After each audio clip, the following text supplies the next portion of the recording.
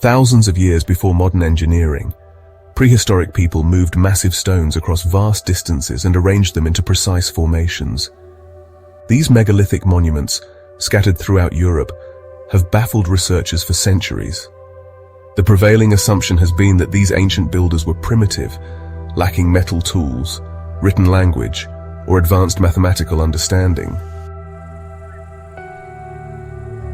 However, the work of Alexander Thom, a Scottish engineer and Oxford professor, challenged this narrative and introduced a radical new idea: that these builders employed a standardized unit of measurement, the megalithic yard, which is 2.72 feet or 0.829 meters. Thom dedicated decades to surveying more than 600 ancient sites across Britain and France.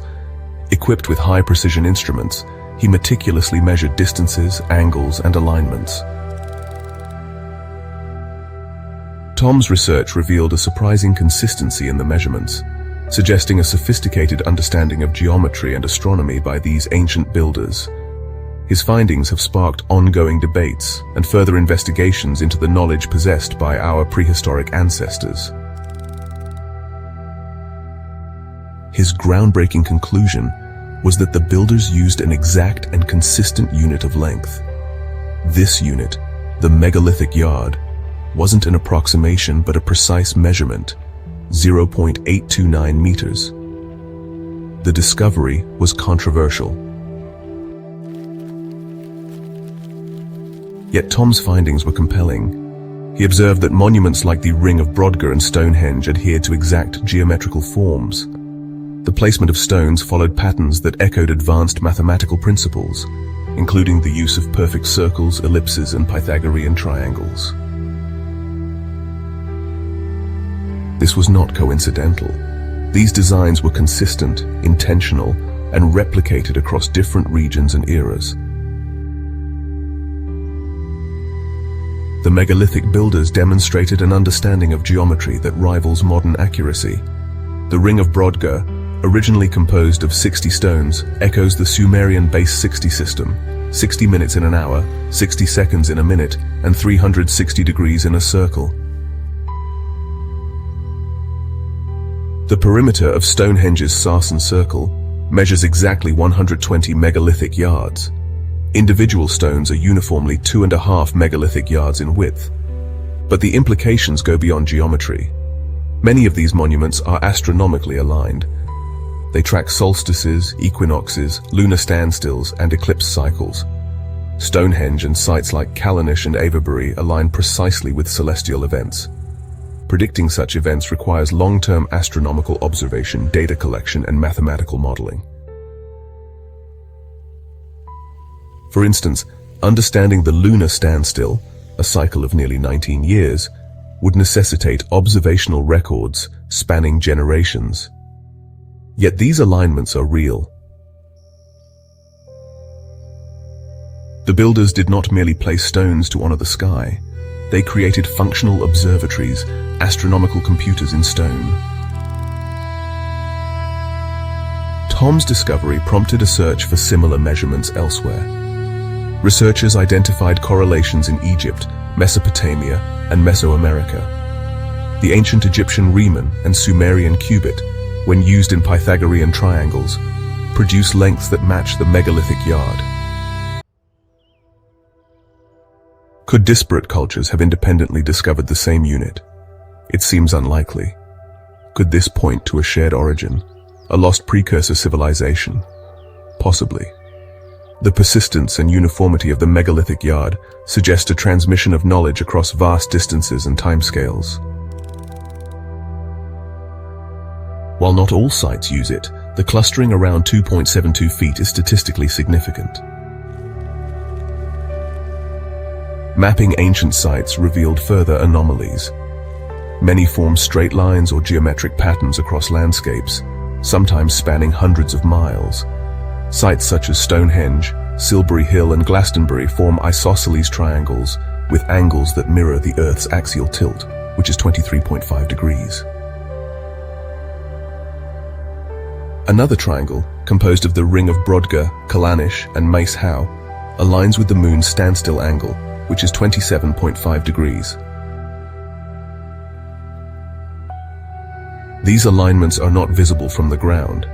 They can only be appreciated from aerial views or satellite imagery. This raises profound questions.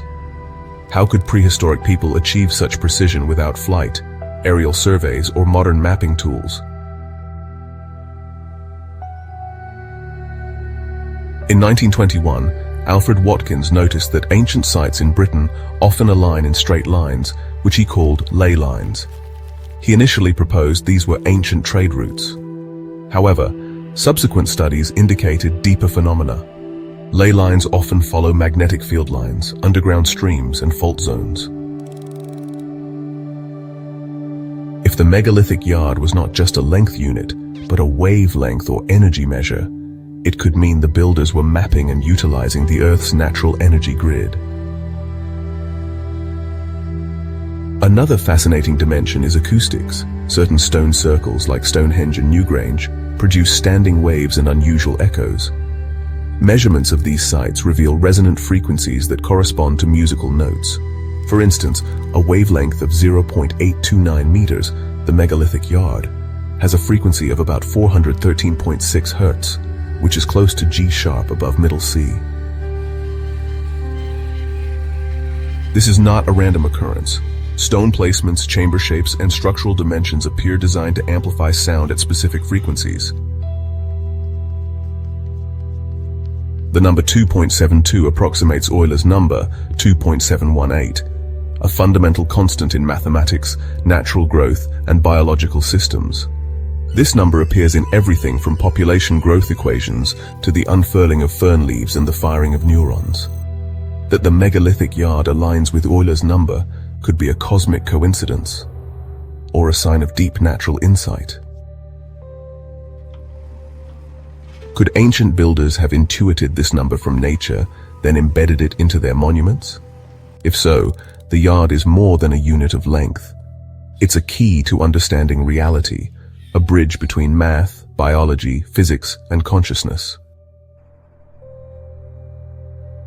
Despite Thom's meticulous work, many mainstream archaeologists remain skeptical. Critics argue that his measurements suffer from selection bias. They point out that he focused on sites that supported his hypothesis while ignoring outliers. Skeptics also suggest that the yard matches an average human stride, which could explain the clustering of lengths. Nevertheless, this doesn't fully explain the precision and consistency across sites separated by geography and time. Nor does it account for the astronomical alignments and geometric sophistication. Even if the yard is based on an average stride, the fact that it correlates with Euler's number and planetary cycles is remarkable. Whether or not every aspect of Thom's theory holds up, his legacy is undeniable. He forced a re-evaluation of ancient engineering. He showed that megalithic builders were scientists, astronomers, and architects. They used sophisticated knowledge to create functional, symbolic, and harmonious structures. They encoded time in stone-embedded music and geometry, and perhaps even tapped into the Earth's energy grid. They did all this without metal tools, written language, or modern instruments. What they left behind are monuments that still baffle and inspire us, built with a ruler that might have been given to them by nature, intuition, or something far more mysterious.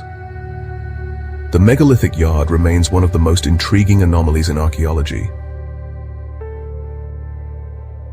Whether a lost technology, a naturally derived constant, or a cosmic coincidence, its recurrence at sacred sites around the world invites deeper inquiry. Was it a remnant of an ancient civilization, long forgotten? Was it a gift from another world? What is certain is this: the people who built Europe's megalithic monuments were anything but primitive. They were engineers, mathematicians, and astronomers. Their monuments are not just piles of stones. They are books written in geometry, tools built from stone, and keys to the deep structure of reality. And at the heart of it all, a number 2.72 feet, The megalithic yard, a mystery carved into the earth waiting to be understood.